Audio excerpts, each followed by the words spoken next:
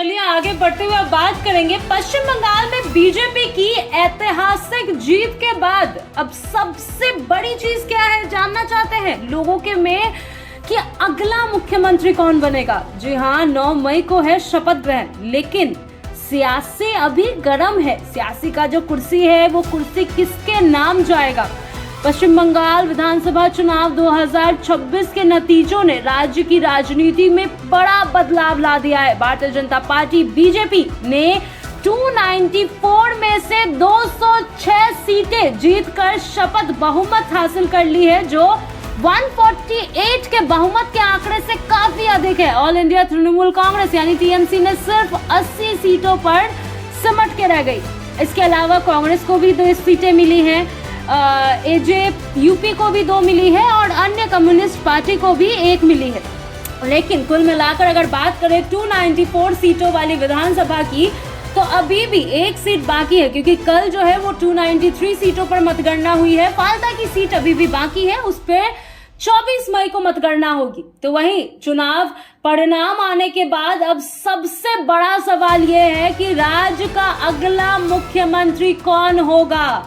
9 मई को नई सरकार के शपथ ग्रहण समारोह की तैयारी चल रही है और सभी की नजर बीजेपी के शीर्ष नेतृत्व पर टिकी हुई है। पार्टी की ओर से जिन नेताओं के नाम मुख्यमंत्री पद की दौड़ में सामने आ रहे हैं, उनमें शुभेंदु अधिकारी, समीक भट्टाचार्य, दिलीप घोष और अग्निमित्रा पॉल प्रमुख है। वहीं अगर भवानीपुर की बात करें, माफ करिएगा, तो इस चुनाव का सबसे बड़ा राजनीतिक संदेश भवानीपुर सीट से आया है, जहां मुख्यमंत्री ममता बनर्जी को बीजेपी के शुभेंदु अधिकारी ने 15,105 वोटों के अंतर से हरा दिया। जी हां, अधिकारी को 73,917 वोट मिले, जबकि बनर्जी को, यानी मैं बात कर रही हूँ शुभेंदु अधिकारी और ममता बनर्जी, जी हाँ, ममता बनर्जी को केवल 58,812 वोट प्राप्त हुए हैं। वहीं अगर कम्युनिस्ट पार्टी की बात करें तो उनकी उम्मीदवार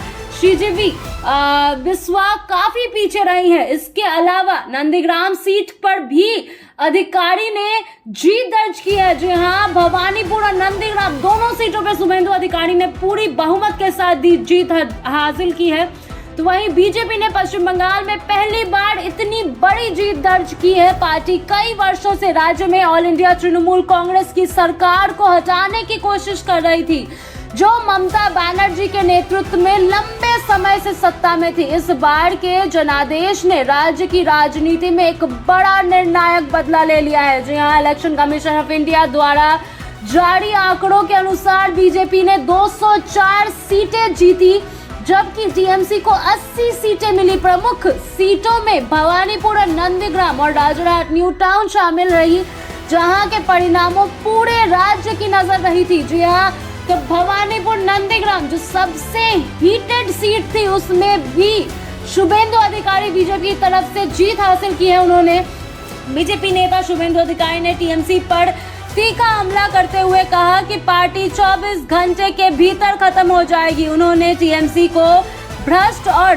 परिवारवादी करार देते हुए कहा कि उसकी कोई विचारधारा नहीं है। अधिकारी ने यह भी कहा कि बीजेपी अपने चुनावी वादों को पूरा करेगी, जिनके घोषणा केंद्र गृह मंत्री अमित शाह और प्रधानमंत्री नरेंद्र मोदी ने बार बार की। उन्होंने नंदीग्राम में अपनी जीत को लेकर कहा कि उन्हें हिंदू मतदाताओं का समर्थन मिला, जबकि मुस्लिम वोट पूरी तरह टीएमसी के पक्ष में गया। उन्होंने यह भी कहा कि वे नंदीग्राम के हिंदुओं के लिए काम करेंगे। जी हाँ, ये बहुत बड़ा बयान आया है शुभेंदु अधिकारी की तरफ से मतगणना के बाद। तो वहीं ममता बनर्जी ने बड़ा आरोप लगाया है। जी हाँ, अनैतिक और अवैध जीत का आरोप लगाया है ममता बनर्जी ने। वहीं दूसरी ओर ममता बनर्जी ने बीजेपी की जीत को अनैतिक और अवैध करार किया है। जी हाँ, उन्होंने आरोप लगाया कि बीजेपी ने 100 से अधिक सीटों पर धांधली की है और इलेक्शन कमीशन ऑफ इंडिया को बीजेपी का आयोग बताया।